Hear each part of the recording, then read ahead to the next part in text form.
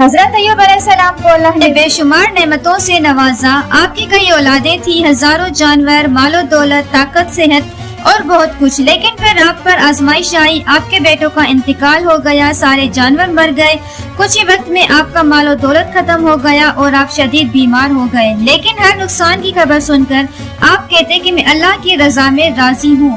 تقریباً 16 برس آپ بیمار رہے. آپ کی زوجہ آپ کی خدمت میں لگی رہتی. ایک دن خدمت میں تھوڑی کمی ہوئی تو آپ کو بہت غصہ آیا. آپ نے کہا میں ٹھیک ہو گیا تو اللہ کی قسم لے تمہیں 100 کوڑے ماروں گا.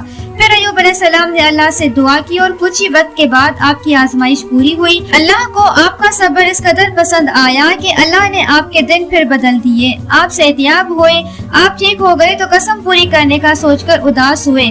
اتنے میں اللہ نے وحی نازل کی، نیک زوجہ کو کوڑے نہ مارو، قسم پوری کرنے کے لیے 100 تیلی کا جھاڑو ایک بار جسم پر لگا دے.